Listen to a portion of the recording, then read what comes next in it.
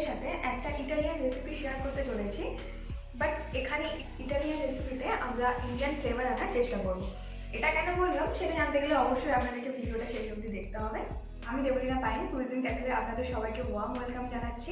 আজ আমি আপনাদের সাথে মাসালা ম্যাকারনি বা মাসালা পাস্তাও বলতে পারেন রেসিপি শেয়ার করব। যদি রেসিপিটা আপনাদের ভালো লেগে থাকে তাহলে অবশ্যই লাইক, কমেন্ট আর শেয়ার করতে ভুলবেন না। আর আমাদের চ্যানেলটা যদি নতুন হয়ে থাকেন তাহলে সাবস্ক্রাইব করে নেবেন আর পাশে যে বেল বাটনটা আছে সেটা একটু হিট করে দেবেন। এর ফলে আপনারা কখনোই আমরা ভিডিও আপলোড করে সেটা মিস করে যাবেন না। তো চলুন বেশি দেরি করব না, শুরু করা যাক আজকের মাসালা ম্যাকারনি বা মাসালা পাস্তা। প্রথমেই আমি অ্যাড করে দিচ্ছি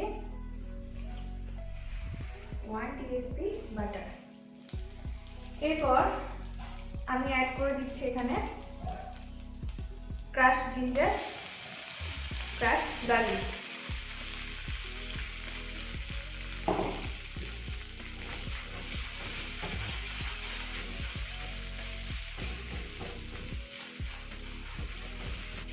রসুন আর আদার কাঁচা স্মেলটা যতক্ষণ না যাচ্ছে ততক্ষণ অবধি আমরা এটাকে 2-3 মিনিট ধরে একটু কুক করে নেব। আদা রসুনটা থেকে কাঁচা যে গন্ধটা স্মেলটা থাকে সেটা চলে গেছে। এখানে আমি অ্যাড করে দিচ্ছি চপড অনিয়ন। অনিয়নটা আমি একদম চপ করে রেখেছি।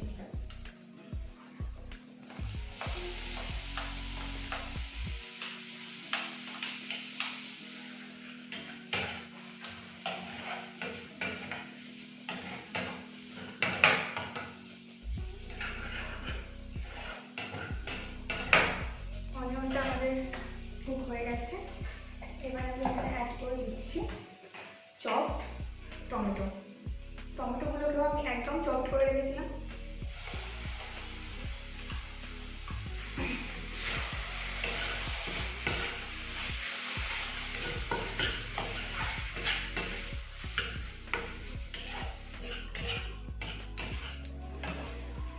এরপর আমি এটাকে কভার করে 2 মিনিটের জন্য কুক করতে দেবো।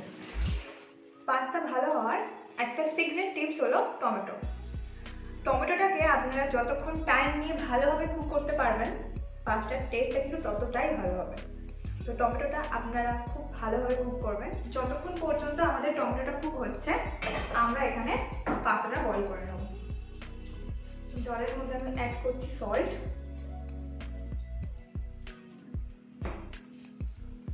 আমি তো এখানে ম্যাকারনি পাস্তা ব্যবহার করছি, আপনারা আপনাদের চয়েসের যে কোনো পাস্তা ইউজ করতেই পারেন। আর এই জলের মধ্যে আমরা যে সল্টটা অ্যাড করলাম সেটা পিঞ্চ অফ সল্ট না, একটুখানি বেশি পরিমাণে সল্ট অ্যাড করবেন যাতে ওই সল্টটা দিয়ে মিশে গিয়ে এই ম্যাকারনিটা অ্যাবসর্ব করে নিতে পারে। তো আমাদের জলটা বয়েল হয়ে গেছে। এবার আমি ম্যাকারনিটা অ্যাড করে দিলাম। তো পাস্তা যখন আপনারা বয়েল করবেন তখন একটা জিনিস অবশ্যই মাথায় রাখবেন, পাস্তা কিন্তু খুব সহজে ওভারকুক হয়ে যায়। তো সেই জন্য আপনারা যেই পাস্তা ইউজ করেন না কেন তার প্যাকেটের গায়ে ওখানে টাইমিং দেওয়া থাকে কোন পাস্তা আপনারা কতক্ষণ ধরে বয়েল করবেন, সেটা অবশ্যই আগে থেকে জেনে নেবেন। আদারওয়াইজ যদি এটা ওভার বয়েল হয়ে যায় তো পাস্তার টেস্টটা একদমই থাকে না।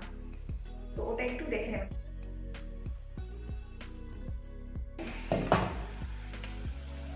আমাদের টমেটোটা দেখছেন সফট হয়ে গেছে, এটা আরও কিছুক্ষণ হবে। তো আমি এবার এখানে অ্যাড করে দিচ্ছি সল্ট।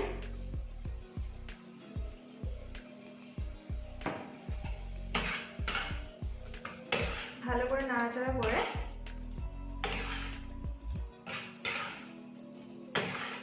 আবার আমি এটাকে কভার করে আরও 2 মিনিট মতো কুক করে নেব। এই সময় আমি একটু ওয়াটার অ্যাড করছি, আদারওয়াইজ একটা ধরে যাওয়ার চান্স থাকে।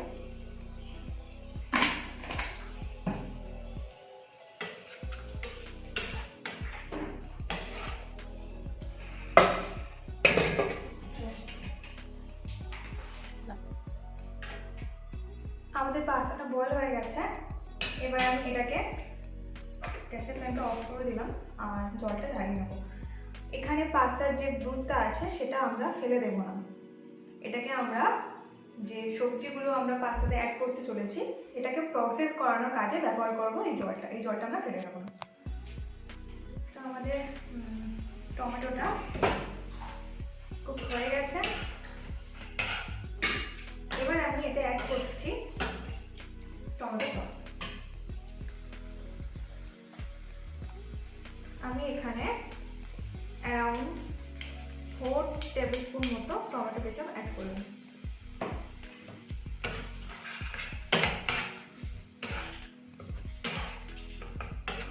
সসটা আমি ভালোভাবে মিশিয়ে নিলাম। এরপর আমি একে একে সব স্পাইসেসগুলো এর মধ্যে অ্যাড করে দিচ্ছি। প্রথমেই আমি অ্যাড করছি turmeric powder, black pepper powder, red chilli powder. Red চিলিটা আপনারা যতটা পরিমাণ ঝাল পছন্দ করেন সেই বুঝে অ্যাড করবেন। Coriander powder, salt. সব মশলাগুলো আমি ভালোভাবে নাড়াচাড়া করে নিচ্ছি। এটা আমি ভালোভাবে নাড়াচাড়া করে নিলাম। এরপর এখানে আমি অ্যাড করছি এই ব্রুথটা। যেহেতু এটাতে পাস্তা বয়েল হয়েছে, পাস্তার সব ফ্লেভারগুলো এতে রয়েছে, সেই কারণের জন্য এটা আমি অ্যাড করলাম। আর আমাদের মশলাটা ধরেও যাতে না যায়। এরপর আমি এটা অ্যাড করে দিচ্ছি মাশরুম। আপনারা আপনাদের পছন্দের যে কোনো ভেজিস অ্যাড করতে পারেন। আমি এখানে মাশরুম অ্যাড করলাম।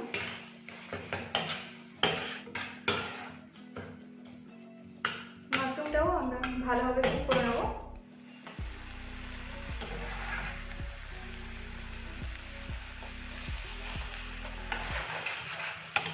এরপর আমি এখানে অ্যাড করে দিচ্ছি চপড কোরিয়েন্ডার।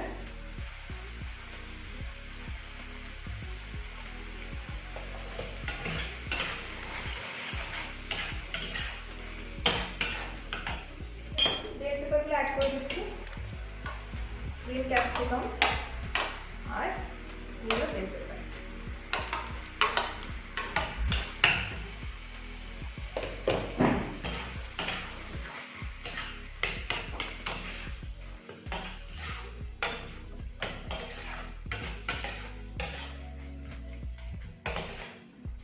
আমি একটুখানি বাটার অ্যাড করে দিচ্ছি।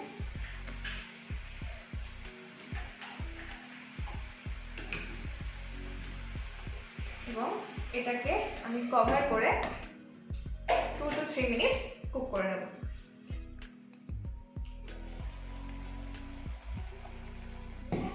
এবার আমি বয়েল করা পাস্তাটা এর মধ্যে অ্যাড করে দিচ্ছি।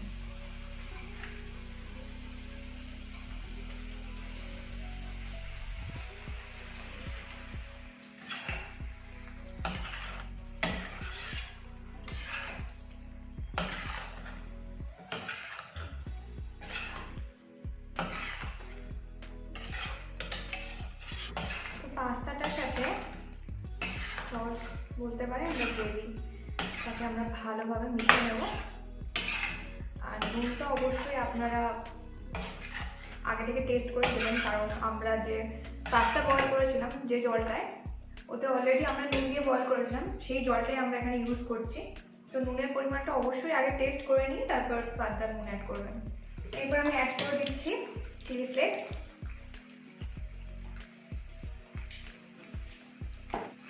আর চিজ।